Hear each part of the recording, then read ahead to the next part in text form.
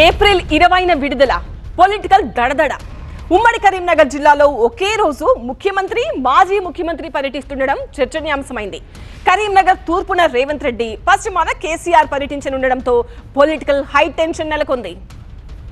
Telangana political attention అంతా ఉమ్మడి కరీంనగర్ జిల్లాపైనే పడింది. ఏప్రిల్ 20న మేడిగడ్డలో పర్యటించనున్నారు ముఖ్యమంత్రి రేవంత్ రెడ్డి. కాళేశ్వరం ప్రాజెక్టును సందర్శించనున్నారు. మేడిగడ్డ 7వ బ్లాక్ దగ్గర కుంగిపోయిన పిల్లర్లను పరిశీలిస్తారు. ఇరిగేషన్ అధికారులతో సమీక్ష నిర్వహిస్తారు. యుద్ధ ప్రాతిపదికన మేడిగడ్డ బ్యారేజ్ మరమ్మతు పనులను చేపట్టాలని ఆదేశించనున్నారు. కాటారం మండలం నస్తూరుపల్లిలో ప్రజాపాలన బహిరంగ సభలో పాల్గొంటారు ముఖ్యమంత్రి. సభా వేదిక, పార్కింగ్ కోసం 40 ఎకరాల్లో ఏర్పాట్లు చేస్తున్నారు కాంగ్రెస్ నేతలు. ఈ సభలో సీఎం రేవంత్ రెడ్డి కాళేశ్వరం ప్రాజెక్టుపై, ఇరిగేషన్ వ్యవస్థపై కీలక విషయాలు మాట్లాడుతున్నారంటున్నారు హస్తం పార్టీ నేతలు.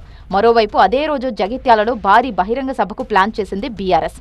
జీవన్ రెడ్డి బీఆర్ఎస్ లో చేరుతున్న సందర్భంగా జగిత్యాలలో బహిరంగ సభ నిర్వహిస్తున్నట్టు 10 రోజుల క్రితమే ప్రకటన కూడా చేసింది. 2023లో జరిగిన అసెంబ్లీ ఎన్నికల తర్వాత తొలిసారి జగిత్యాల బహిరంగ సభలో పాల్గొంటున్నారు గులాబీ బాస్ కేసీఆర్. దీంతో బహిరంగ సభను బీఆర్ఎస్ అత్యంత ప్రతిష్టాత్మకంగా తీసుకుంది. సుమారు 1,00,000 మందిని తరలించేందుకు ప్రయత్నిస్తోంది. ఇందుకోసం అసెంబ్లీ నియోజకవర్గాల వారీగా ఇన్ఛార్జీలను కూడా నియమించింది. మాజీ మంత్రి జీవన్ రెడ్డి గ్రామాన తిరుగుతూ జనాన్ని సమీకరిస్తున్నారు. కేసీఆర్ తాజా రాజకీయాలపై స్పందించక చాలా నెలలు గడిచాయి.